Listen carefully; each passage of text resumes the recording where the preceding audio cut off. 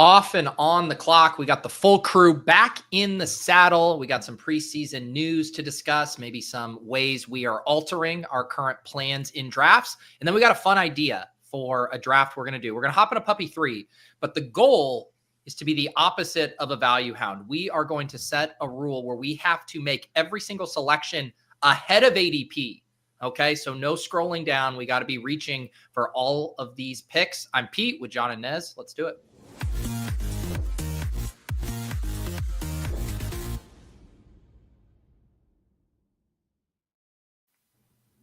All right, Jon, Nez back from vacation. How was it?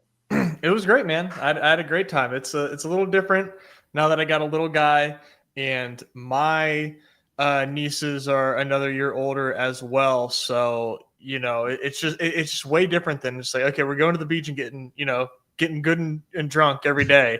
Can't do that anymore. Now we got little kids and everything. So, but it was nice to get everybody together. It's because the first time, well, not the first time, but my parents hadn't seen Mello in a little bit, so it was a nice wholesome vacation. Jon was making fun of me because I don't have a tan, but like we use sunscreen over in this house. I don't know what to tell you, man. I'm not out here to catch rays. I'm trying to stay healthy. Honestly, it shouldn't catch much heat because I show up with the red face like after every single weekend. So you're going right by it. But nobody works harder. It looks like you brought the beach umbrella back with you, man. Put it behind you there. Yeah, I'm trying to I'm playing around with this backdrop here. I've got these like panels of kind of like noise, like echo canceling panels, and also like making it less like bright behind me. So I'm playing around with a new backdrop here. We'll see. We'll see if it sticks. I like it. I feel like you could have requested some gold ones to sprinkle into the honeycomb there. One, it kind of like blends with our off and on the clock background, but then it does Pittsburgh and your Underdog branding all with a few gold ones interspersed in there. Yeah, I might have to see if I can peel these things off the wall. They're pretty damn sticky. Put some yellows on top of it, like okay. Yeah. Little texture, like you said, kind of like our little backdrop here. Exactly. What was your did you get some drafting in at the beach, or were you full dad mode? Of course. What are you talking about? I was doing a little always like tinkering with the auto drafts, but like was doing mostly slow draft catching up while at the beach when I had a moment time to do that, because I was on the clock in quite a few slows and playing catch up for most of the day. But the beach is just such a great slow draft location, man. I'm not afraid to be on my phone at the beach. I'm not there all the time. I'm not like scrolling. It's business, right? I'm taking business to the beach. So that's what it's all there about. You go. Jon, you celebrated. I guess we both celebrated our anniversaries over the weekend as well. How was your weekend? Yeah, man. That was good. Yeah, it was nice. Up in Whistler there, got some golf in, wandered around, had some nice dinners and stuff. Great. Can't complain. 1 year happily married. Very nice. Congratulations. Let's talk some ball. I will be the first to admit I didn't watch any preseason, but I have read multiple matchup utilization columns. Ben Gretsch, Dwayne over at Fantasy Life had a great one, so I feel like I'm caught up here. But did anything catch your guys' eye week 1 of the preseason? I watched a little bit. I went back and watched like some recap stuff. They replay the games on NFL Network and stuff like that too. So I was tapping in ever so slightly. I want to give like a random shout out here to a site I discovered literally this morning. I think it was Josh, fellow ship chaser, who retweeted it for everybody. This one called Stat Butler. Have you guys ever heard of this? No. Visualization charts. I'm going to put it in the chat for everybody, and I'm going to try and find the guy on Twitter so I can retweet it. Visualization charts of every single snap played from every game, tracking who's with the first team, who's with the second team, whatever, in like one like graphic, and it's all free. That's cool. Yeah, so that's what I've been messing around with this morning when I discovered that. But yeah, I mean, I don't know. Tyler Shuck had a really nice throw, and Jackson Dart was kind of fun. So that's cool for the scroll the F down last round to inspire me for a new third quarterback target after Anthony Richardson turned his pinky in the wrong direction. Yeah.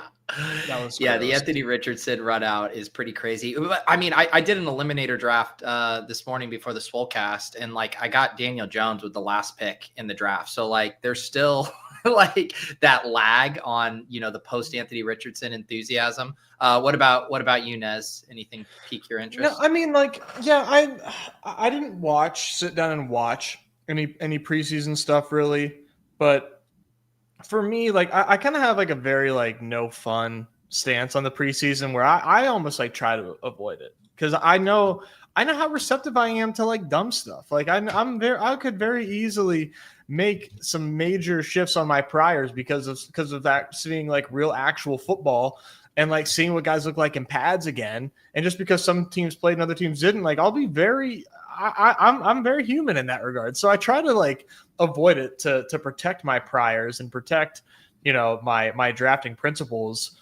But the one thing that I will say that I am sort of like, just because it does back up my priors was the running back rotation in New York. I thought that was pretty interesting.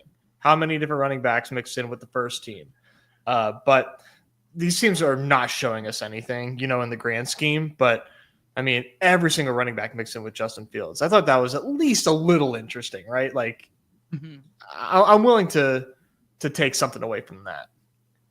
Yeah, and the thing I was thinking about was I'm like most interested in veteran usage, right? Because we just kind of know how this stuff goes with the rookies, like they're buried. The whole reason we get excited about them, the whole reason we draft them in Best Ball Mania is it has like nothing to do with what they're going to do in the first few weeks. Now, yes, it does. If you're drafting, RJ Harvey in the 5th round or Trevion Henderson in the 4th, like you're going to need some early season production, but I'm talking about sleepers, even guys like Jack Besh, who I've enjoyed dunking on. He's like now 180. Pat Bryant, pretty rough run out for him in the preseason, but it's also like, these are rookies that weren't drafted in the first 2 rounds of the NFL draft. Like, what do we expect? Like, the whole point is that they're going to get showcased at some point at the end of the season where they could spike. So yeah, the veteran usage stuff is most interesting to me. I wrote up in the newsletter too. I thought the Chigakonkwo preseason usage with the starters, 100% snap rate, really solid target share relative to the receivers. If they're rolling out Van Jefferson and Tyler Lockett, like,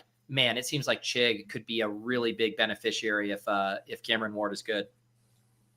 Yeah, that's a good shout there, Pete. 100%. I'm looking at the chart right now. 100% of the snaps. Gunnar Helm was out there for 2 of them. But that's a good one because he's not a guy that I've been mixing in at the back end of draft boards unless I had Cam Ward. Like it was like, now I think I should be doing it a little bit more than the K-Dot and Mike Gesicki tier, like just guys to consider there because, we noted he's freak athletically the last couple years there and just needed a larger target share with better quarterback play. Yep. So we'll see. I mean, I said it when I wrote up the newsletter yesterday too, and it's like, you don't want to overreact. You don't want to move off the priors like Nez said too much, but on the other hand, it is literally the only data point that we have right now, or it's the newest and most relevant data point relative to nothing. Like in the absence of nothing, it's still a data point. But yeah, I thought the guys on ADP Chasing had a good conversation about it as well too, where some of the ways it's like, we read into literally every single thing. Like we're on Twitter this morning diagnosing like what 8 woozy emojis and a Pinocchio emoji means from Tank Bigsby.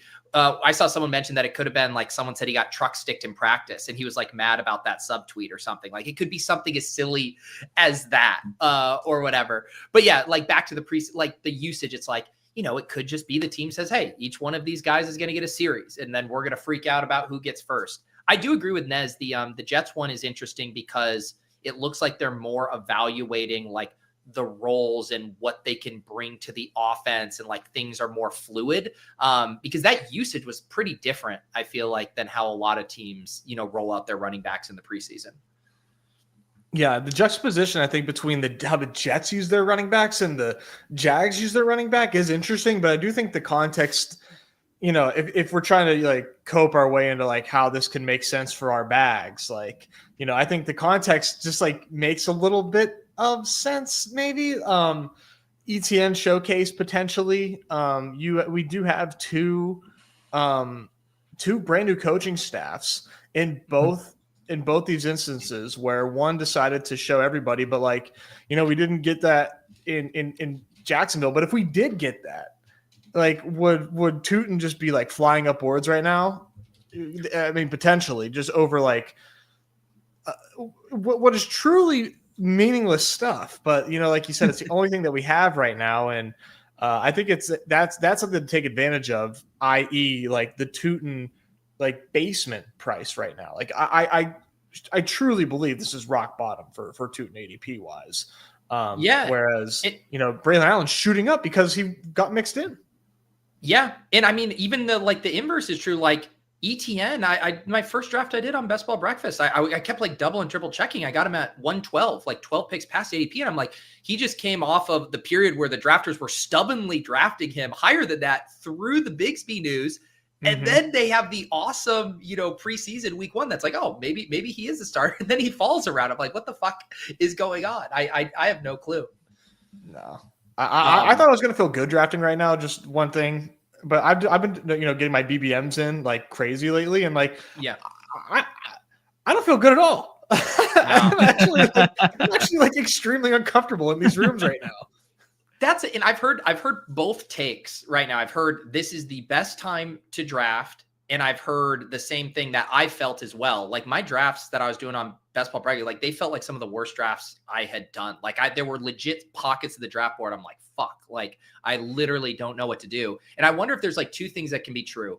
Like I am thinking about the board in like 3 different segments right now. And I think drafting in like rounds 4 through 7 or 8 right now does not feel great because all of the fun guys are getting pushed up, right? The Goldens, the Igbukas, the Trevion Hendersons, the pockets that used to feel comfy have been like evaporated.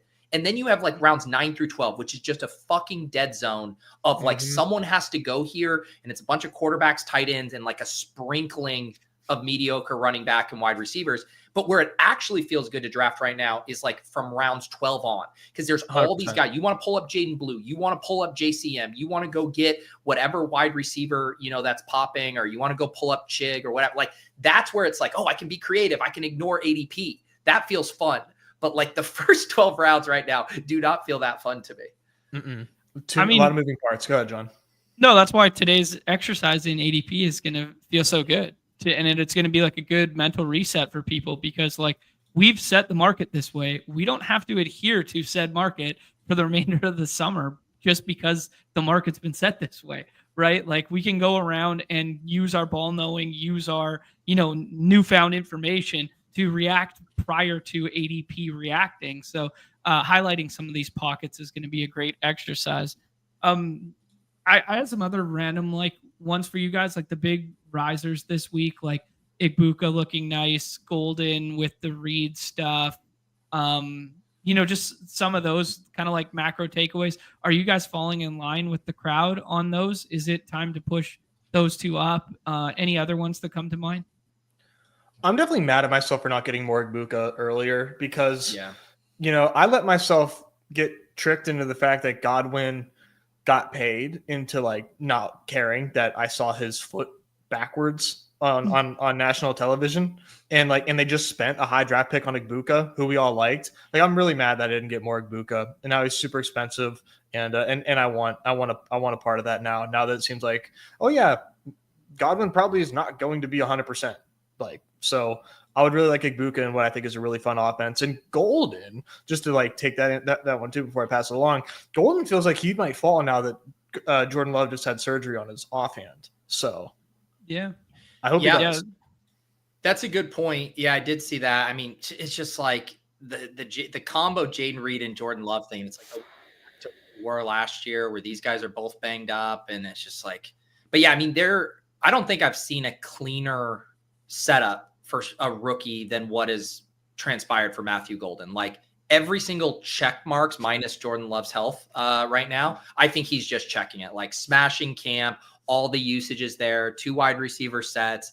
I don't feel bad chasing Igbuka and Golden up draft boards because I thought that round 6, while a really nice pocket for wide receivers, like your Olaves, your Debos, your Judys, your sliding, a Dunze. It's like pick your flavor. And so it's like I was clicking a ton of Juwan Jennings and Olave like early in the draft cycle because you could get Golden coming back around in the 7th or whatever.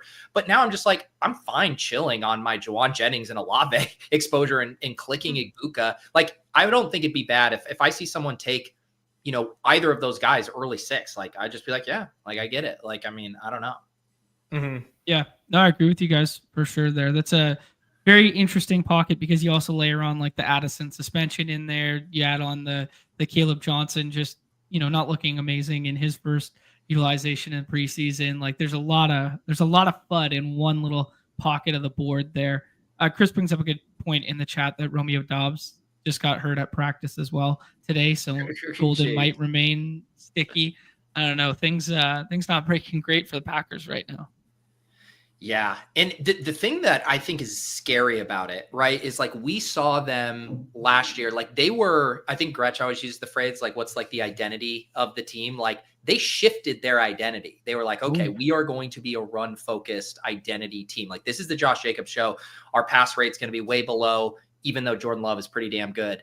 And I feel like if they keep having all these injuries and everybody's banged up, like they're just going to say like, all right, let's do it again, like Josh Jacobs style, which by the way, I like.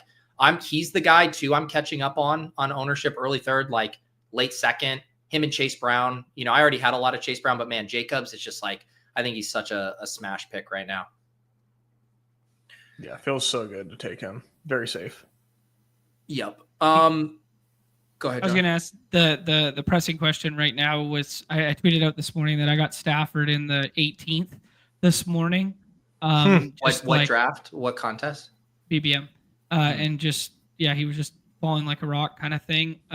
Just thoughts on the macro of that situation, like Adams routinely falling to the 4th right now. I don't know. Is it a lot of overreaction to just one isolated day? Like, hey, if he just practices today instead of yesterday, or are we going to do this song and dance for the next 2 weeks of, he's 37-year-old with chronic back issues, told you so kind of thing? I mean, I'm scared. I'd be lying if I said I wasn't. Like, it's in the fact that like that he's missing practice to do vibrating plates. Like, what are we doing? Like I don't think that that's good. I'm absolutely worried about it. But that said, man, like, where does that take Puka? For like would I take Puka? Like 12, 13, man, is probably the furthest I would still let Puka fall. Okay. Yeah, I'm worried, but I'm not like that worried. I think the thing about this. Oh, go ahead. No, I was just gonna say he fell to 16 to me this morning on a neighbor's team. That was also the 20th round Stafford team. So it's just weird right now, man. I think the thing that's scary about the Stafford stuff is like right now it feels kind of polarized, right? Where it's like either this is just, mostly classic. He doesn't want to gut it out through preseason. Like, I'm a veteran. Let me just show up week 1 and we'll play, blah, blah, blah. Like, and it's just business as usual. Or like, this is like really bad and it's kind of being masked how far away he is from actually playing. And we don't see him for a long time because it isn't something you can just like gut out or whatever, that this is like, a structural thing that is just going to complete. Like if he can't even get out on the field, like normally it's like, hell, at least Najee Terrace is walking around with his, cane, out there on the field. But I mean, we like Stafford's in a cryo chamber right now. Yeah. I guess the thing, I think we'll routinely see Stafford start to fall to that point you did, just because no one's ever been excited about him as a fantasy asset regardless. I think the real interesting thing is how I am noticing Adams sliding in drafts, but I'm not really seeing Puka sliding, where the market, and I don't even know if this is wrong because Jimmy Garoppolo could support it, but it's just basically saying, hey, Puka can survive this. Kyron can survive this. We're getting a little worried about Adams, and now we're done with Stafford. People just remember those comments, man. Devontae like is very vocal about not liking Jimmy Garoppolo, and I think people haven't forgot. Yo, that's actually a really good show because I low-key forgot that. That's a good callback, Nez. I totally forgot that. Yeah. He was very vocal about hating him. Yeah. So I guess, on the Stafford front, obviously I think 18th round is completely fine. But yeah, like I don't want to take him over Sam Darnold right now. Certainly not over Geno Smith. I guess you quickly get to that line where it's like I guess it's like, are you Aaron Rodgers or Matthew Stafford right now? That's a great question.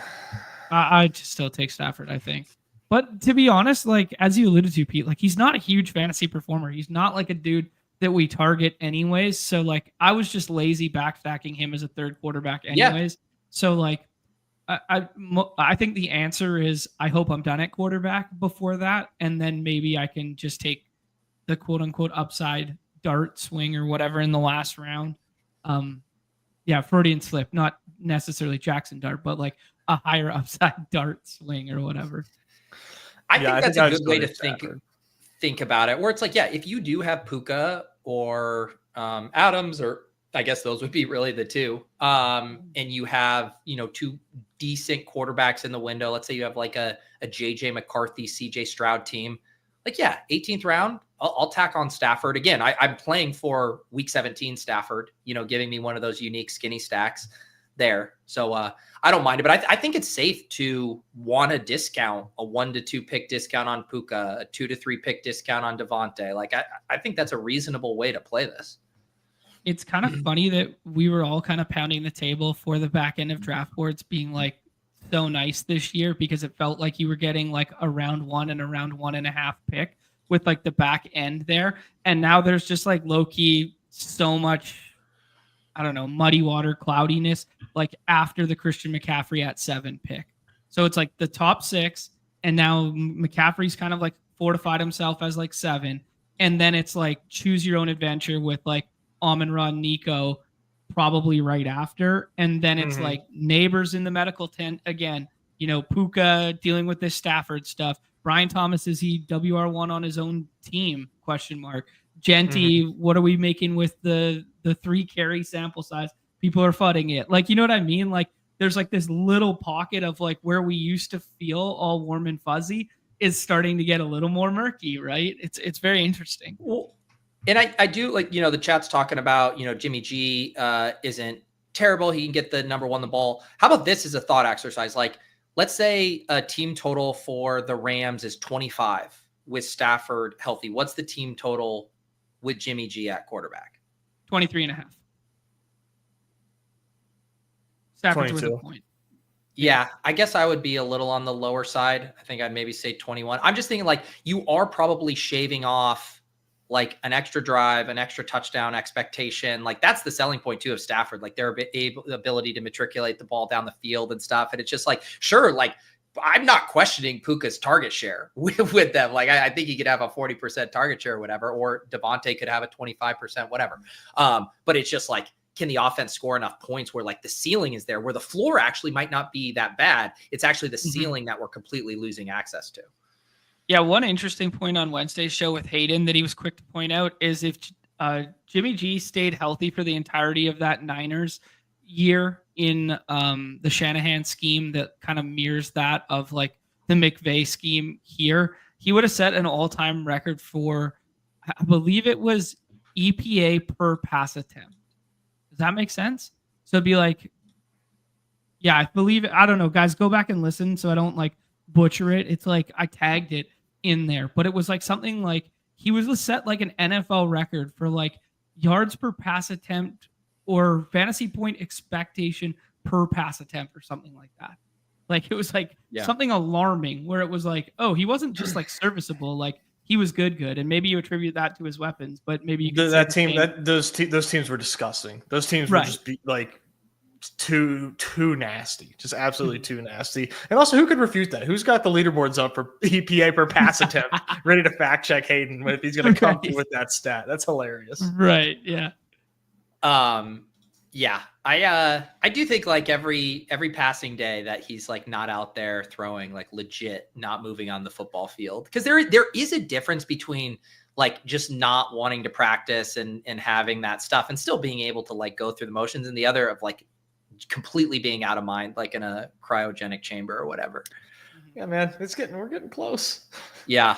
There you go. Or do the Rams trade for Cousins? He could be man, Cousins was just so fucking cook last year. It's just like at first you get excited because you're like you picture the idealized version of Kirk in that offense, and you're like, oh, I can see that, and you're like, dude didn't have it last year, and I know because I watched Quarterback season 2 on Netflix. Really? I mean, watching Quarterback last year made me like Cousins, like make me like be a little bit more of a Cousins bull because I didn't realize how hurt he was. Like, you know what I mean? Like it was bad enough he was coming back from the Achilles and everybody questioned like getting that big money contract. But then, you know, he had the shoulder that was clearly not there for like 3 of those starts before he got replaced. I don't know. I'd low-key be a little bit bullish if Cousins went there. Similar offense to like KOC style, same tree. I'd fuck around with Kirk Cousins. I'd draft the shit out of Kirk Cousins over Aaron Rodgers. Really? I mean, it's certainly a much better setup, right? Like at that point, you're just saying, I want to draft Sean McVay instead of Arthur Smith. This is essentially what you're saying at that point, which I think is pretty fair. And you're never setting up a Metcalf stack. Yeah. Right. Let's see here. Yeah. What are you guys doing? You know, some of the other injured guys, obviously the ones we've known for forever, the Ayuks, Mooney, Shakir, Tajay Spears is the one that broke my heart. Cause I've been starting to draft him pretty aggressively. Are you guys, dare I say, slurping up the Dipperino on these guys or just have a hands-off approach? It's case by case. I'm hands off on the Tajay Spears stuff, which is not going to surprise anybody because I was pretty hands off before. So yeah, I've been kind of vaulting up Pollard a little bit more in that instance. Yeah, I think that's probably like the main one. The Ayuk stuff, I mean, I wasn't drafting Ayuk before. Probably not going to start now unless he's like my 6th wide receiver tack on at like 140, and he never falls to there. So yeah. Yeah, Spears, I'm definitely like not loving the Spears stuff, and I think we're going to see a pretty strong fall. So I am kind of waiting to see where I see him go before I kind of make decisions on that. But it doesn't feel good to take, you know, an injured RB2, you know, in general. So not loving that. Ayuk, I think Ayuk is about like if Ayuk doesn't fall, then I'm just going to be happy not having much Brandon Ayuk. From the jump, we knew he was behind.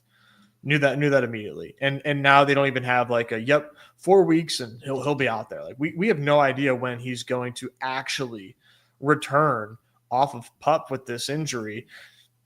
If the Niners are bad, I hope not. But you know, if they're not good, then they might not have any reason to bring him back early. I just can't fathom taking Brandon Ayuk right now. I don't know. Maybe you guys can change my mind on that, but I mean, go ahead. I'm concerned that I don't have enough Ricky Pearsall is like my only takeaway right now. Like that's my only read on San Fran situation is like, oh, I wish I had some cheaper Pearsall in my life, I guess.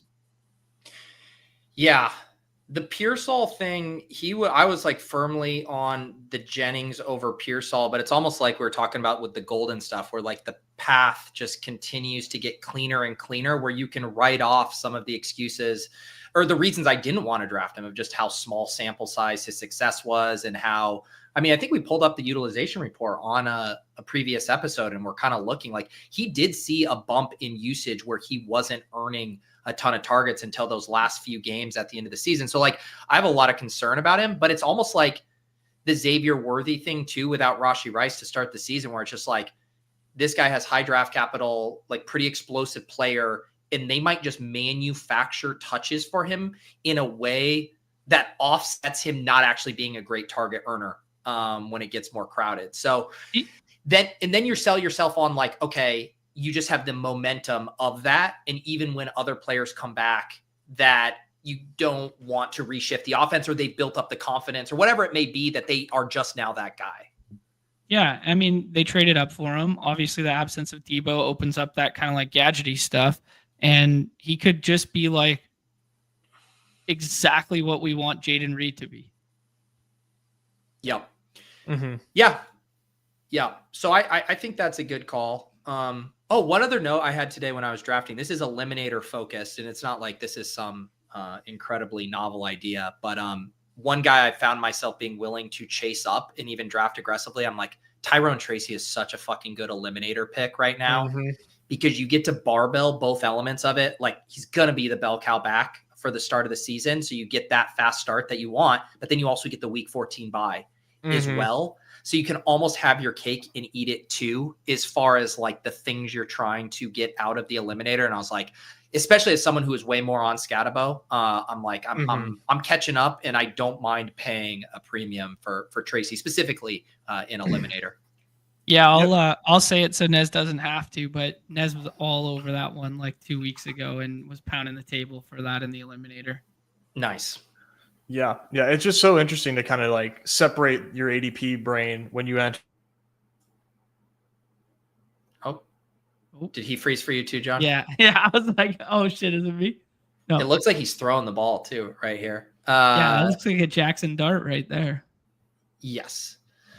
While he's getting pulled up here, so Tate says the week 14 buy stuff in the eliminator, of course, makes you likelier to win something, but doesn't it totally tank your chances of winning the whole thing?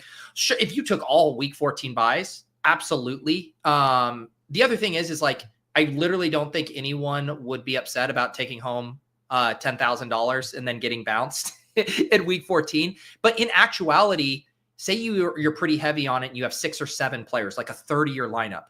You're even in that instance, you're still playing essentially a flip versus another team who's also likely to have a few other week 14 matchups as well.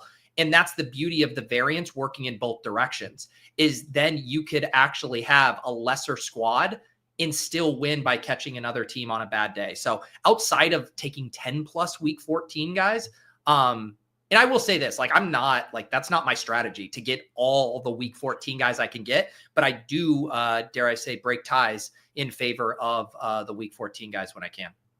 Yeah, no, well said, Pete. There's also just like some fun, let's call it, offenses, maybe not like our favorite targets in the world, but at least cheaper targets. So like when you are breaking tiebreakers, it's not like it's at the front end of draft boards. It's like we're talking pick like 125 versus 113 or something like that, right? Like you're making these like macro decisions when it comes to like Carolina, when it comes to I believe it's Carolina, New England, and the Niners and the Giants. Yeah. And it's go ahead. No, just outside of the Niners, it's like most of those ADPs are like quite suppressed right now. So vaulting like 5 spots over like a Luther Burden who probably plays worse in that format is entirely fine. For sure. And like the ways I'm using, so obviously, you know, Trevion Henderson is actually going, at least in some of my eliminator slow drafts I'm in right now, he's like going in the same place, if not slightly later than where he goes in BBM. And you get that week 14 buy, and you get a format that rewards running back production more than BBM, and you get the week 14 buy at like a distance. So that's like an example of like, oh, I'm hammering Henderson at the 4 or 5 turn right now because of that element there as well. Yeah, that's good. GoatNap also brings up a really good point there too. Is it works on 2 levels because you're fading that week 8 apocalypse. That's true. That is true. It's not only getting the guys who have late buys, but avoiding it as well. And I will say too, just like now that I'm, I've done like 40 drafts, eliminator drafts, kind of building off of like what the research I did with Chris for that video. And then I've been using the Sidekick for a lot of my eliminator drafts to see. And like, there are, a few of the trends that have definitely emerged. Obviously very running back heavy, extremely running back heavy, to the point where you're like, seriously, my 5th running back before my 2nd wide receiver. But I do think it speaks to how valuable that projectable volume is at the beginning of the season. It's very bye week focused. You will notice like bye week overlap stuff gets punished like pretty hard, especially early. Very stacking agnostic. You're not getting pulled into stacks. Like a lot of times you kind of conventionally want to go that way. And again, I'm not saying these are the end all be all. I just thought it was interesting to kind of like compare the research and some of the intuitive stuff with what the Sims are saying. And there has been like a pretty good amount of overlap. Really, the only thing that's been different is just like how running back heavy the sims are with that. Yeah. All right, we'll see if we can get Nez back here in a second. How many more BBMs do you have left? I think I have 74.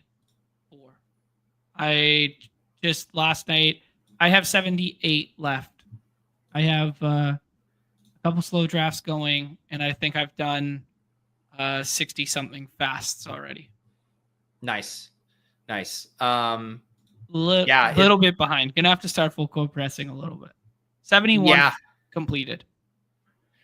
I'm at 109, so I feel good. I think I'm gonna have to add in one stream at some point to bang out like 7 or 8 to stay on pace for where I'm at. But yeah, actually, you know what we should just do? We haven't done a BBM on Off and On the Clock in a while. We should do one of my streamed BBMs for this. I don't mind doing the reach bit for a BBM to knock one out here. All right, let's do it. Yeah, because originally I was going to say, I put Puppy on there just because I was like, oh, maybe we don't want to go like too crazy with the reaching. But we also think this is a viable, good exercise. So backing it up in a BBM makes sense as well. For sure. Yeah, and because I actually think the inverse too, like even as being like a big value hound, like most of the values in drafts right now, I think you could categorize more as falling knives than like true values. And maybe that dynamic changes at some point. Like hopefully we are going to continue to get some more casuals in there, guys going out and getting your guys.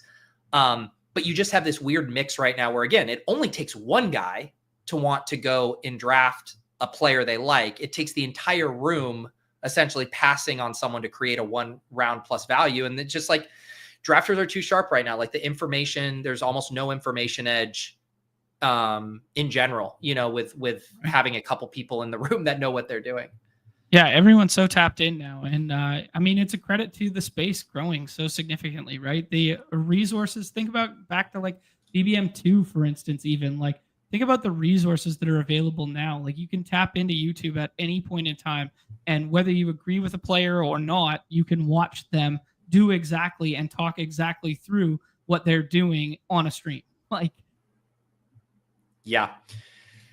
All right, let's get going in here. I assume Nez is gonna come back. We got 2 more spots here if you guys want to join us in a BBM.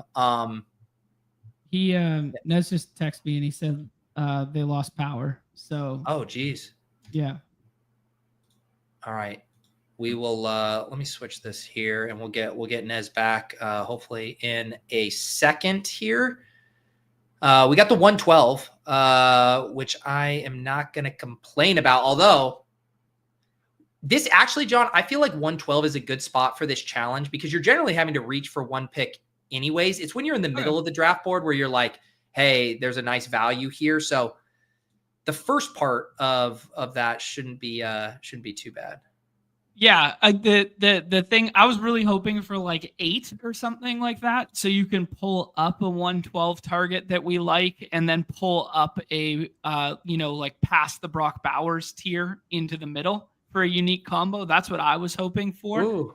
Yeah, 112 is more of like a flip the board mantra here. Like we could fuck around, find out with like Bucky Irving, Chase Brown at the corner or something, and like do something that nobody does on that side of the board kind of thing. But even play it by ear. I don't even think you have to go like, I kind of operate on the thesis. There's, first round is like 16, 17 players deep. And the guys like AJ Brown, Ladd, true, like those guys are just never at the 1-2 turn. Like the AJ Brown with Amon-Ra or Brian Thomas is probably basically any of those like guys that are at the tail end of that. Like that feels like the sweet spot to pull up where you're actually not sacrificing a ton of projection. Yeah, good shouts there. I really found over the last week or so that I really like the front end running back spots, like round 2 and 3 right now. And then like, because everybody else is getting pushed up, like Walker and Travion and RJ Harvey, et cetera, are getting pushed up in that middle area. I've been kind of like the fish who's eating like the not as well projectable wide receivers in that tier. And then I've just been slamming, late target RBs over their ADPs to fill out my rosters. I don't know if that's the best way to react right now, but that's how I've been treating it. Yeah. I don't mind that. All right. We are picking out 112 here, almost on the clock. Hopefully we can get Nez back in here. Let's see. Luka still goes. Damn, HN goes.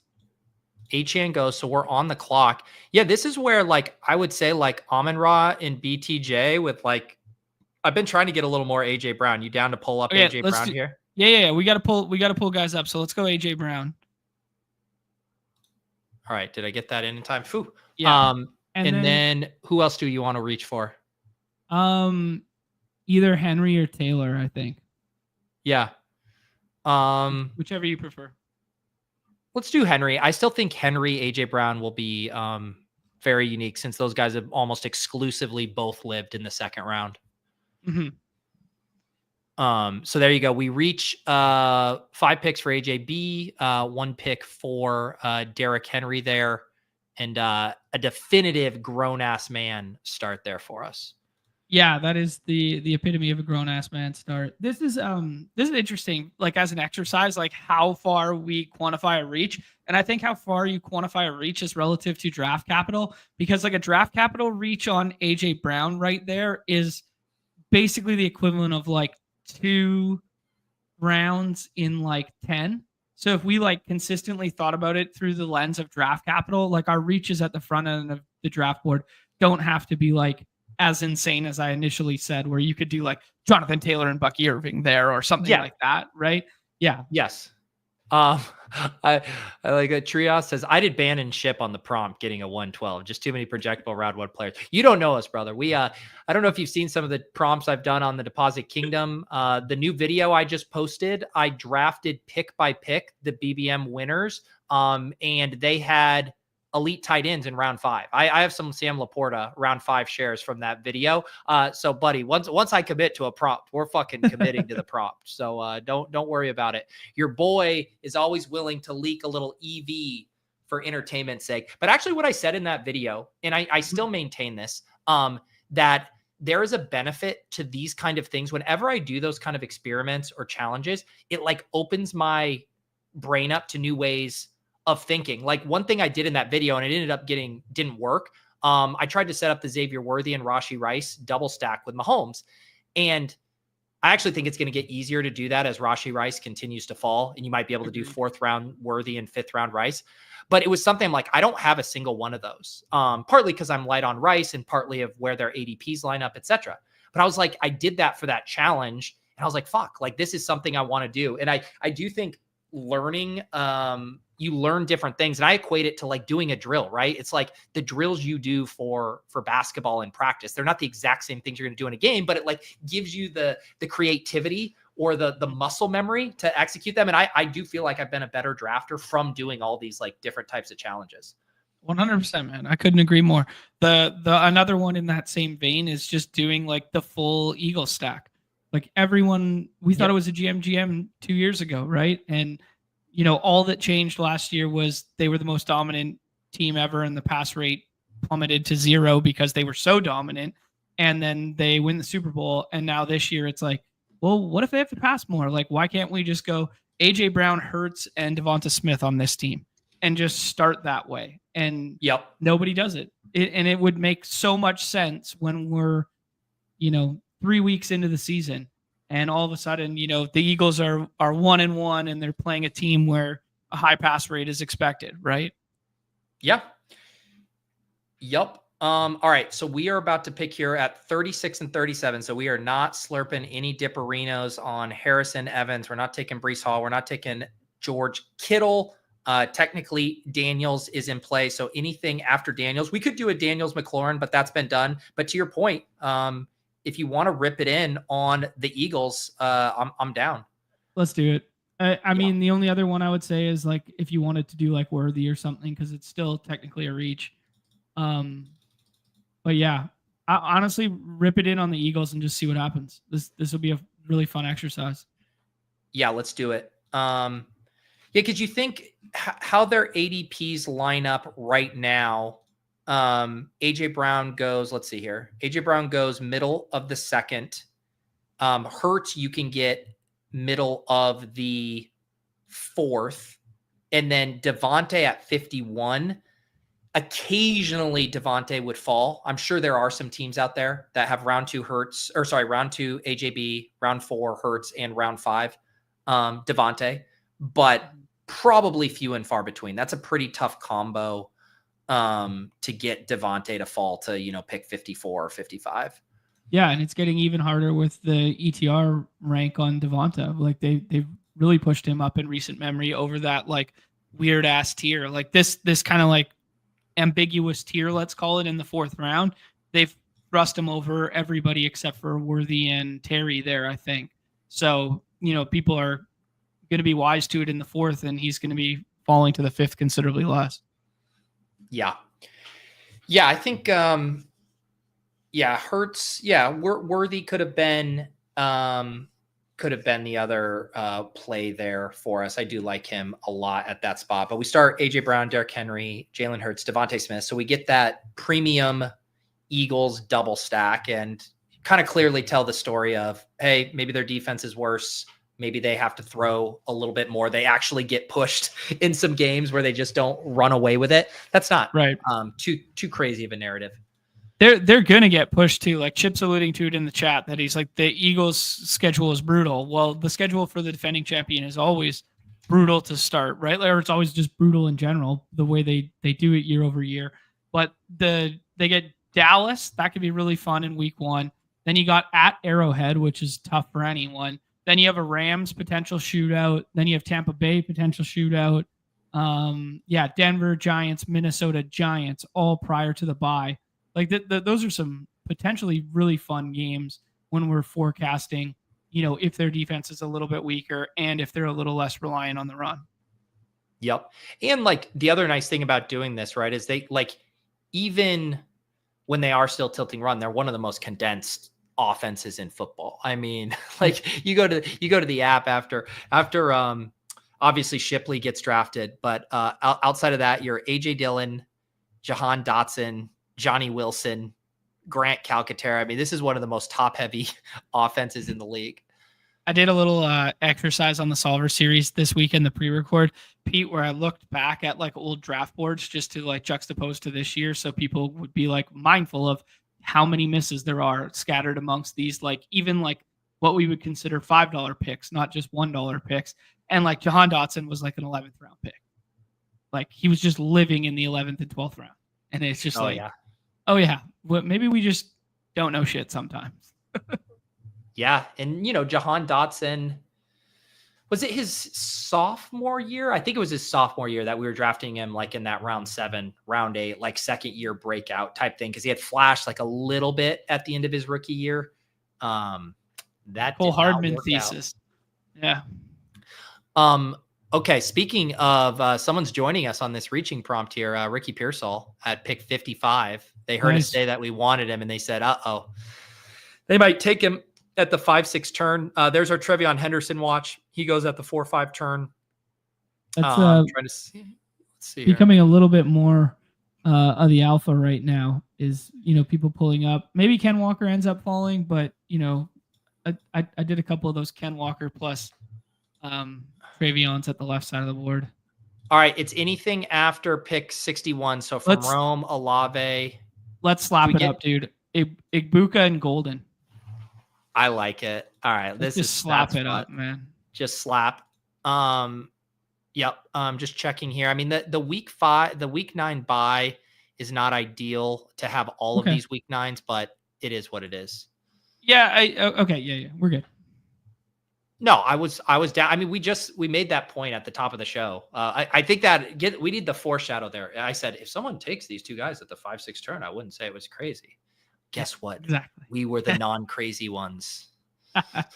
Like, I don't know, man. Like, we're so rigid within the confines of ADP, and suffice it for me to say this, like, everyone knows that I'll say this, right? But like, this is not a bad start. I don't think we sacrificed any EV. Like, this is intelligently built. Even if you like put it into, a draft calculator or something like that, and you tried to run the EV and the sims associated with this, like it's worth $22 instead of 22.5 or something, like, and you're giving yourself a completely different out that nobody else in the contest has. It's beautiful. Like, and we should be doing more of this. Yep. The literally the only thing is those, like we said, right, that the AJ Brown second round hurts fourth, to where you basically have to win like the 2v2 on the like extra Derrick Henry piece there, which isn't crazy. But yeah, I completely agree with you. I think this tier, especially like this is the tier break for me. Waddle, Hunter, Metcalf, Ridley, like after that, then you're in the Rome, Diggs, Debo, Juwan. And by ADP, Golden and Igbuka are at the end of that tier. But I think in practice that they are just firmly in that mix Yes. of being there. So yeah, I completely agree with you. So we start AJ Brown, we grab Derrick Henry, we commit to the Eagle stack with Hurts and Devontae Smith, and then we double tap the buzzy rookies, Matthew Golden and Emeka Egbuka. I saw someone say in the chat, I want to get in the room with the people who are reaching here. The flip side of this means though we get to draft every single fun player early. So yes, we're going to be reaching, but the value we're giving you are not going to be any of the sexy players because they're going to end up on our teams. Yeah. I did see this as well. Yeah. Hayden saying he moved Golden up to 53 overall in his ranks, which is obviously like a mid to early 5th round player, which again, doesn't strike me as crazy. The only thing about that scares me is like, if this Love stuff, if he's not, I don't want to necessarily scream him up too much if Love's not good. Yeah. I mean, like the two bull cases you could say associated with that is the fact that it's his non-throwing hand, and that it could have been scheduled all along and they just haven't told us that, like it could have been like, okay, we're going to get you those early camp reps. We're going to get to a place where we feel good. Then we're going to schedule that left thumb, like clean up, whatever it is, in this isolated window because it's better. And then we're back and we're ready to go again. Like, is it optimal? No, of course not. But it could also be like gal-brained into being like, yeah, this was forecasted, right? Yep. So we're about to pick at the 7-8 turn, which will be picks 84 and 85. So if we scroll past that, we're starting out at the Jordan Mason, TJ Hawkinson, Higgins. We could do Baker with Igbuka, would certainly be in play. Jalen Warren's a nice click. We talked about Tracy. I've been drafting a good amount of Mark Andrews as well. So we can see what we want to do here. Okay. Yeah, I might fade the Baker stuff when we make like such a concentrated bet on Hurts, and we just go ahead and scroll to some potential running backs here. At least one, I think. Like just making the bet that like ETN is RB1 or What about Tracy? I've been trying to get a little more. Yeah, sure. I mean, I'm a scatter boy, but I trust your instincts here. Yeah. Especially on a team where we're going to be a little lighter. I'm not opposed at double tapping running back here as well. I don't think I would basically be Hawk would be another. I guess that's a little cheating here for the reach around. Who would you like? Higgins or running back? ETN or Higgins? ETN. Shit, sorry. Didn't get it in time. We did get Higgins there though. So we're going full slap. We're taking Jaden Higgins here, 4 picks ahead of ADP. Tracy, a full round ahead of ADP there. But I do think if we're going to be just 2 running backs through this range, getting a guy who we think is going to score well at the beginning of the season makes sense. Yeah, early week production would be pretty clutch for this roster when you just piss like crazy like that. Yep. Because like realistically, the majority of this roster when we are doing this exercise is going to be reached for like 0 RB contingent upside targets. Yeah. Yeah. Cause now that we're to 5 wide receivers through 85, there's not going to be too many wide receiver selections we have to make. We have a lot of good stacking outs now. Love, Stroud. And then, we're going to be hammering a lot of running backs. And then obviously we're kind of staring down the barrel of a 3 tight end build. Yeah. Well, I think Goddard would be overkill too. Like when I'm thinking about the 3 tight end build. You think it'd be overkill? Yeah, I think so. Part of me like disagrees, except when you layer on the fact that we also would have to reach for Dallas Goedert. So ADP of 139, we pick at 1819. Like Goddard at 133, I would be fine with. Okay. I'm mentally reserving a spot on this team for Shipley too, though. I know. I don't think it's bad. Yeah. I struggle with it. Obviously, we spent pretty premium capital on those top guys, but it's just also so much of the Goddard price tag is really reasonable. It's not like the Goddard tag from last year. Right. 133 is almost nothing. And if this offense, like if our thesis hits, like Goddard's going to be sprinkling in a few of those games to be their leading pass catcher. That's a good point. Yeah, it's more of the macro bet than a 17 bet in that instance. Right. And again, like when I did my video, and I think I have that pinned in the chat. If you guys check that out when you get a second, testing all 5 previous BBM winning strategies, that's over on the Deposit Kingdom channel. But seeing how many dead lineups or how many dead spots there were in some of those winning lineups is it's crazy. Like I can pull up. I did an exercise yesterday with the baseball stuff because we have live ownership tracking through the postseason here, and it's alarming that even like the pick to click guy you needed MVP candidate from round 12 in Cal Raleigh is only like 20% owned, and it'll even get smaller by the finals. Like, you know what I mean? Like it's alarming how thin, even when you're right, that like just hitting on a couple isolated variables will just carry you so far, right? For sure. Yeah, and this LGR team here last year, Chase, Taylor, Devontae Smith, Higgins, Pacheco, there in the 5th round. Obviously, Kittle, Brian Thomas, Burrow, Connor, Purdy, Chase Brown, Pearsall. I mean, Pearsall wasn't a smash until the last week. Ty Chandler bust, Jermaine Burton bust. Adam Thielen was okay. Noah Fant bust, Jawan Johnson like mostly bust. Demarcus Robinson had like one good week, like right. Pretty much whiffed like the last 5 picks in addition to the Pacheco, but his stuff up top just like smashed. All right, man, we cannot scoop we Baker. Can't slurp pick 108. We got to look after 19 here. Should I put like Tucker Kraft or Njoku in the queue? Yeah, I guess Kraft.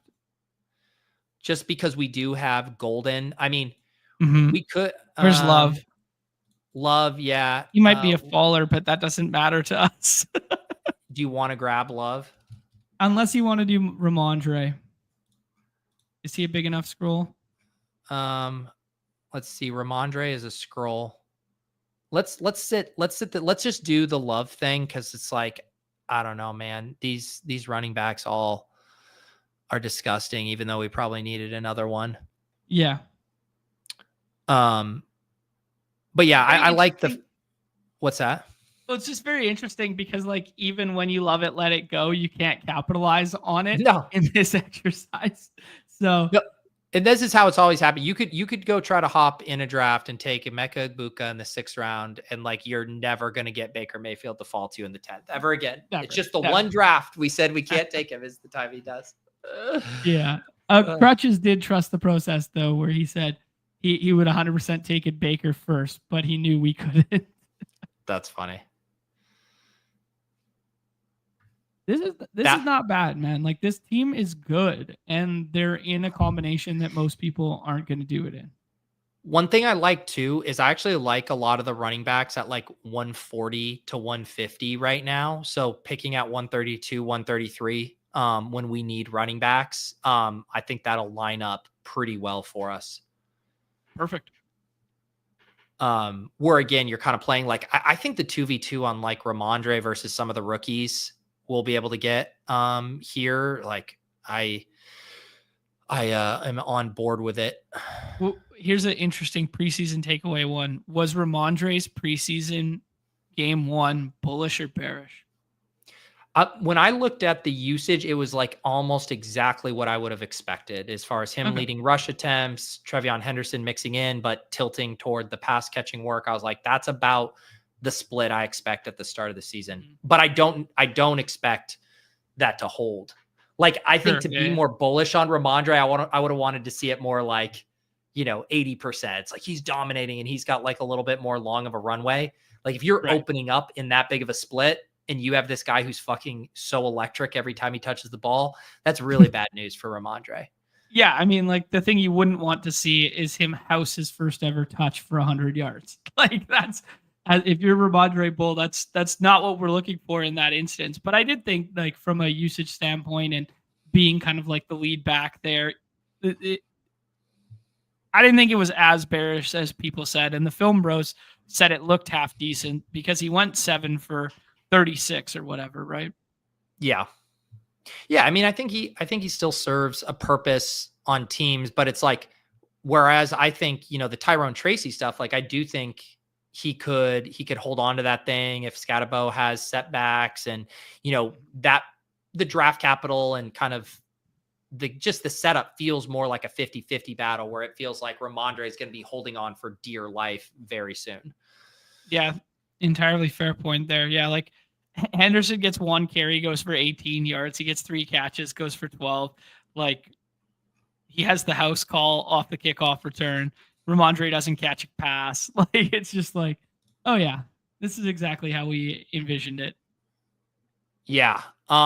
So I love these rookie. Yeah, this part of the board is exactly kind of what I was hoping for. So let's talk it out. I put Goddard, Tootin, Jaden Blue, and Dylan Sampson in the queue. All of them will be reaches by ADP. If you don't want to do the Goddard thing and there's 2 running backs here, I'm good with it. But I would say 2 of these 3 would be dope. Yep, I agree with you there. I would lean the 2 running backs, and then we can just backfill tight end with like 2 more, especially after we did the Tucker Kraft thing. I also think it's a good season-long bet, but I also think it's a pretty thin, week 17 needle to thread there. So, I would just shoot the moon on Tootin and Blue, and these are kind of like the poor man's versions of the Trevion Henderson conversation we just had. Yes. Let's do it. I love that. Yeah, this is the thing that's fun about reaching. You get Golden and Igbuka, which is hard to get both those on the same team right now. And you get Tootin and Jaden Blue. So we got Jalen Hurts and Jordan Love, Derrick Henry, Tyrone Tracy, Bashal Tootin, and Jaden Blue, AJ Brown, Devontae Smith, Matthew Golden, Emeka Igbuka, Jaden Higgins, and then tight end Tucker Kraft. This is a fun team. I mean, it's fun. It's fun because it's like intelligently constructed relative to the draft capital spent, even though we're not slurping up any quote unquote existing value. But it's also fun because like the archetype of player that we're clicking over and over again are like all the guys that everyone wants to click, right? Like nobody wants to click Golden 10 spots ahead of ADP. Everybody wants Golden to fall to them. Everybody wants Ibuka to fall to them. And they're trying to like, pull the wool over the eyes of a room full of, recreational drafters who aren't paying attention. And those rooms just don't really exist anymore. So let's just go ahead and just jam all the plays that everybody else thinks is good right now. Well, this is what my teams, like when I drafted with Sean Siegel on Best Ball Breakfast, always look like, because he, is completely ADP agnostic. And a lot of times he wants to get multiple players who go in the same ADP range. And so it's like, you got to start taking them at some point. And so you end up with these teams that certainly hemorrhage ADP value. But I think the thing that he does so well is like, you just continue to stack upside bet, stack it. And like, yeah, you're going to whiff a lot, but if you have the mindset of league winners only, you can create just some fucking monster teams. I think you also burn a lot of teams and probably lower your advance rates drafting like that aggressively. And if you don't have as good of a filter for what league winning profiles are like, it's easy to mess it up, I think. But nobody, I think, is better at just like stacking up those asymmetric bets in almost disregarding ADP in the process. Absolutely. Let's see here. If you're just tuning in, John refused to say Dipperino there. I thought you said refused to slurp the Dipperino. I was like, we literally cannot slurp any Dipperinos right now. So we have now a pretty balanced build. We got the 2-4-5-1 looking good at quarterback. Henry, Tracy, Tootin, Blue. Tootin Blue pair well with the Henry Tracy touches we're getting. Let's see here. So we're going to pick at 156 and 157. No Romeo Dobbs for us on this team. We're looking in the post Hunter Henry kind of range here as far as picks. So this is where we can really throw the ADP out if there's some guys we want here.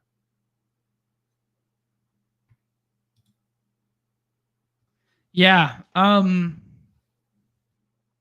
you have any like structurally speaking, I think one tight end and one running back would be my move here. Do you feel similarly? Yes. That is exactly where I was leaning. And this is honestly one of the spots where reaching just like does not hurt you. Well, these are the guys on the board. Trey Harris, dead. Quidjon Judkins doesn't have a team. Rachaad White, injured. Tua, we don't need a quarterback. Najee Harris has one eye. Brenton Strange and Cameron Ward were done at quarterback. So it's like, I'm okay not having to take any ADP values here. I would say like Hunter Henry, Austin Eckler look kind of good to me here. Okay. You like Eckler more. I mean, Eckler's usable weeks. That slaps for us. Who do you like? You like Ford? I'm good with either, but like I was leaving the light on for JCM on the team, so taking, I think Henry first. Let's do Henry. Seems like, good solid tight end 2 for us. Doesn't correlate, but who cares? I just didn't know if we need a little more early season production with Eckler. The other thing is I believe, he probably won't make it back to us, but it would be after. Would you want to go JCM here? No, I think we need production. So one of the first two. All right, let's do Eckler. Jerome Ford has that week 9 bye, and then it's just like this entire Eagles block has the week 9. So we can, if the whole point is him kind of like helping us at the beginning and stuff there. So we had Eckler, and now we have rainbow buys here in the running back room. I think that turn was pretty good for us, Eckler and Henry. Yeah, like 2 serviceable bets or 2 serviceable vets with usable weeks to like kind of back weight the ceiling shot guys that we took the last 2 picks. Yeah. Eggers wants to know, why hasn't Nez joined on his phone? We're wondering that. Maybe Nez just went into primal dad mode and he's like, what if we're going off the grid now for the rest of our lives? And he's like running to a Costco to do his final shopping for this Y2K event in Texas. Who knows? Generator in one hand and he's sprinting down with a gas can in the other. Exactly. All right, so we're now up to 2-5-5-2. Jalen Hurts, Jordan Love, Derrick Henry, Tyron Tracy, Bayshel Tootin, Jaden Blue, and Austin Eckler, AJ Brown, Devontae Smith, Matthew Golden, Emeka Egbuka, Jaden Higgins, Tucker Kraft, and Hunter Henry. We're going to need some chaperones at wide receiver. That's something we're going to have to do. How so? I think with Golden, Egbuka, and Higgins, there's, early season production could certainly be a bit of an issue. And then also it's like, AJ Brown and Devontae Smith, their individual weekly ceiling games are probably negatively correlated in a way where even though the draft capital spent on the position is still solid, I think we need to buy some early targets. Good shout. Okay. Yeah, I was kind of like thinking the inverse, but now you've sold me that pen. I was thinking like just keep pounding like ceiling shot piss and like take Tesla, take whoever, like, but I'm in lockstep with you. So we have 4 more picks left. We're done at quarterback. We could be done at running back. I think we should get a third tight end. Yes. So we could be 2-5, 8-3, or we could be like 2-6, 7-3. I think it's 2-5, 8-3. I think the luxury pick is either one more running back or one more tight end. But I think we need 2 wide receivers. That makes sense. This would definitely be it's a bummer too, because if we want to get Shipley, then that's our luxury pick, which I do think would be a nice. Then let's go to battle with 2 tight ends here. We get one correlated one. We get Hunter Henry. It's thin, but like we got to make some concession. I would say like we either take Chig as our tight end 3 or Shipley as the luxury picks. Still no power. Oh no. Grid. Yeah, and then Shipley goes, so that'll make it easy. And Chig goes, so there we go. So I think we can swing back to tight end here. Would you want to get your boy Isaiah Likely, our week 17 bring back as in a third? Oh no, we can't. Sorry, he's not past our line. I like Slayton here. Okay, yeah, I definitely want to get. Let me get him in the queue. Slate, I do a lot of De'Ami Brown here, but we don't. We got to go a bit further. Hopkins is the bring back week 17. Could be good. Okay. Yeah, professional ass wide receiver. I mean, who says no to DeAndre Hopkins scoring 8 touchdowns this year? Yeah, unless there's and then all these other tight ends, I feel like we're going to be able to we can reach for another guy in the last round. So yeah, let's we grab Slayton and Hopkins. That's exactly what we needed. We needed 2 professional ass wide receivers with jobs, with a little bit of spike, but also, just as long as they're healthy, they're going to have some job security. And that's a good counterbalance to the Higgins, Golden, Ibuka. Yep. It's also, we've gotten some nice correlation. Week 17, we have now Hopkins coming back for Love. Week 16, we have Washington with Eckler and Hurts. We don't have a Buffalo week 17, but that's okay. And then we have Dallas with Eckler there. A Buffalo piece would be nice, but I don't see it on the board for us. Dawson Hawks, buddy. You ready? I know this is all about reaching, but I got to draw the line somewhere. Fort Knox? I don't know, man. I had this conversation with Hayden the other day. Like, I'm slowly drinking the bringbacks Kool-Aid, ain't it? I know we deal with like larger roster spots than the daily stuff here, and I know it's had success in the past. I like it from like a theoretical and screenshotting your roster, but I'm slowly becoming the you got to get there guy. And if I roll up with this roster in week 17, like I just want my favorite 18th round pick. I don't want to force something, right? Yeah. I mean, I still think we see I can't get out of my head that Bengals Denver game last year. I mean, the amount of Burrow doubles with Mims bringbacks and like the thesis hit in the exact way you want the thesis to hit. Mims speeds up the game with a deep touchdown, which adds possessions for them. So, but yeah, I mean, I think we don't have to rehash all the old conversations. You're not reaching for it. You're not drafting players who are objectively worse than other players specifically for it.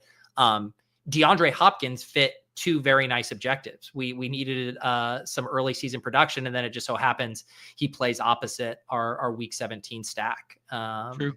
There.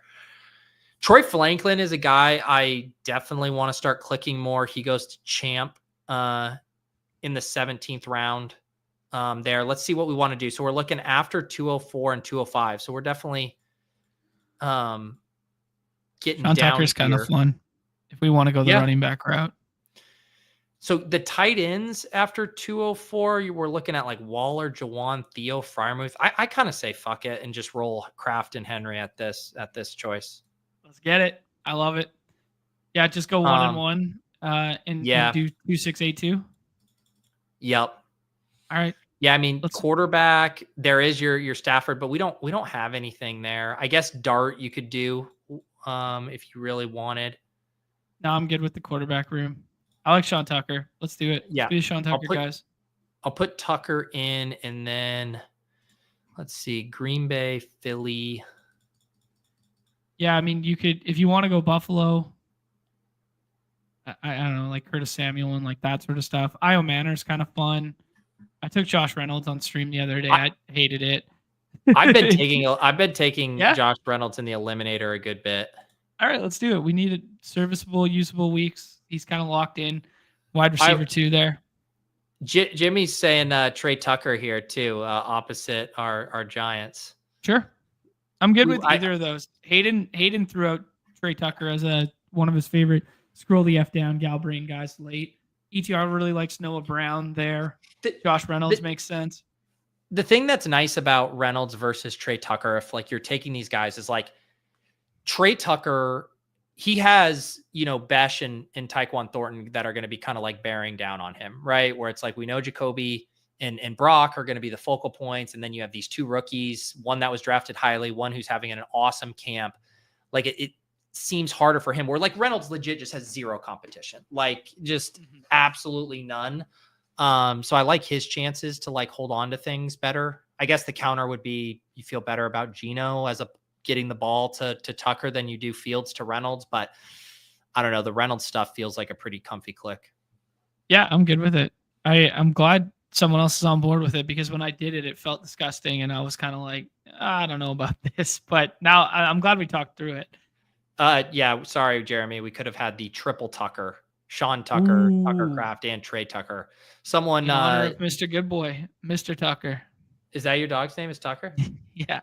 Wow. All right. If you guys recreate the triple Tucker lineup, send it to us on Twitter. All right, John. Definitive Mr. Goodboy. Here's our experiment. Let us know in the chat. How did we hemorrhage value drafting this team with the rule of reaching for every single pick? You tell us. Here's the team: Jalen Hurts and Jordan Love at quarterback, Derrick Henry, Tyrone Tracy, Bashal Tootin, Jaden Blue, Austin Eckler, and Sean Tucker, AJ Brown, Devontae Smith, Matthew Golden, Emeka Egbuka, Jaden Higgins, Darius Slayton, DeAndre Hopkins, and Josh Reynolds, Tucker Craft, and Hunter Henry. 2682. We said, fuck your triple onesies. We're going 2-2. What do you think? It fucks, man. I like this team a lot. I like it as an exercise. I think it'd be an interesting exercise to go back to the board here and see what we sacrificed to obtain this, because I don't think it's much. Because if we look at the board view here, you're effectively saying that like Derrick Henry outscores any of those wide receivers and Genty around him. Yeah, totally conceivable. AJ Brown, same thesis. People have been saying all year long, why couldn't he be around one guy? Hurts, you're just making the bet that, hey, he's better than Jaden Daniels this year, and it's a correlated bet. Devonta Smith versus like, I don't know. I guess Evans, Worthy. Maybe you'd prefer those two there, but you're not sacrificing a whole bunch. It's the same tier-ish, I guess. Golden and Ibuka, like steam jobs. I guess the Tracy one, if we had been able to buy the dip on like another running back and like it be less of a ceiling shot one, would feel a little bit, better. But man, I'm just looking at this right now and I'm like, maybe Baker, but he probably wouldn't have come to us because Crutches would have just taken him in front. Yep. I don't know, man. This feels good. I want to replicate this in some different fashion now. I love the rookie double tap, the Golden Igbuka, the Tootin Jaden Blue, just pure slap central, and it feels so good. I mean, I agree with you. This range of picks, Tracy, Higgins, and Love were the three that didn't feel the best. But then you look at the options going after. It's like Tracy, okay, then Warren, Mixon, Dobbin, like Tracy's fine there. Higgins goes, and then you have Mooney who's injured, Shakir who's injured, Godwin who's injured, and then you're to Bateman and Pittman. It's like, I don't know, man. Jordan Love at 109. We're going to need a QB2. The QBs that go after, we're going to not include Baker since Crutches said he would have taken him. May, Dak, Goff, none of these even stacked up with our picks. And if we tried to wait for Stroud to come back along for Higgins, he goes. So it's like, that was actually an instance where reaching there to lock up the stack actually helped you out. And then in this range, I mean, if the guys that we were wanting to reach out got sniped, like I wanted Shipley or Chig, and they both went ahead of us. So yeah, this was I like the 112 for it. I actually think that's the spot where the reaching doesn't hurt you too much. Yeah, I think this turned out quite well as an exercise. I'm not gonna lie. Yeah, I mean, Schmo's saying in the chat, like, it feels like there's too many archetypes of guys that would be too slow to start. The counterpoint is, like, what if Philly just comes out hot as hell out the gate and all of the back-weighted production is masked by Eckler, Slayton, Hopkins being early starters and Reynolds. And then, all you need is Eagles and Henry to go Burr for like 3 weeks, which is so conceivable. To me, this comment is ignoring our picks from 13 to 18, which are all fast start picks, and to Bowie. Like, if we had just kept ripping rookies, and we had that decision moment where we were looking at each other, do you want to take Ja'Cory Krosky-Barrett over Austin Eckler? But when you take Hunter Henry, Austin Eckler, Darius Slayton, DeAndre Hopkins, I guess you can throw Sean Tucker out of there, and Josh Reynolds, you are acknowledging this type of start. You're saying, hey, let me get Slayton and Hopkins to come along until, Higgins and Igbuka are ready to go. Let's get, Austin Eckler to score some points while Tootin or Jaden Blue emerge there. So yeah, I think that is why it's important to make those teams work. You say, hey, we're going to start this way. How do we make it work? I think we let that inform our later decisions. Our guy Tom. Oh, go ahead. The last thing I'd say is there's a good point by Jerry in the chat that it's like, even if we had done the Baker Igbuka thing in the Higgins slot, so we had done it according to our plan, opposed to like eating it to come back, they both have 9 as bye weeks. So we would have had to tack on a third and burn another roster spot alongside higher capital too. Let's see. Our guy Champ wants to see how he did out of the 5 spot.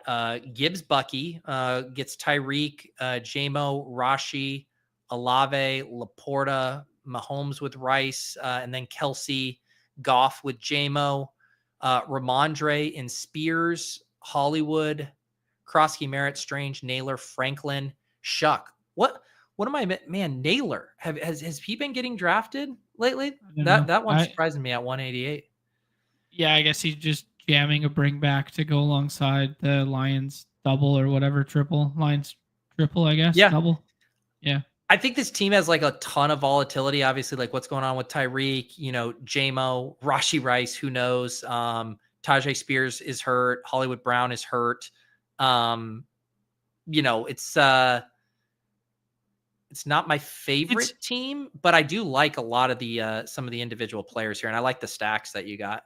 Yeah, it's definitely showing off with the stacks, right? Like, oh yeah, we pre-planned this. I knew exactly what I was doing. I stacked it all out nicely. I even considered the bring back stacks by reaching a little bit there for them. So yeah, it's not my favorite team in the world. Agreed with you, but I do think it's pretty fun.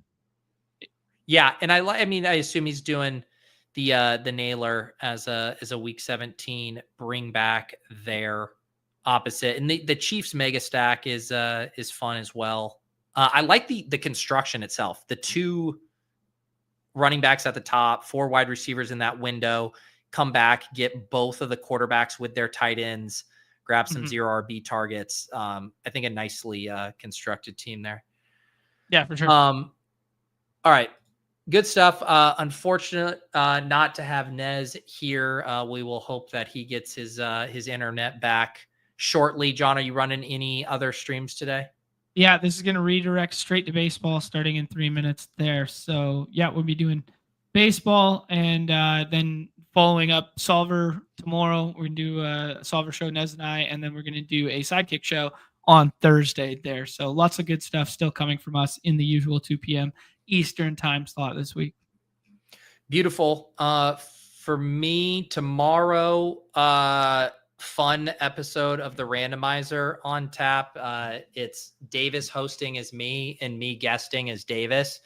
So, I'm used to doing the Davis Maddock impression in like small little spurts. We're going to be in that character for an hour.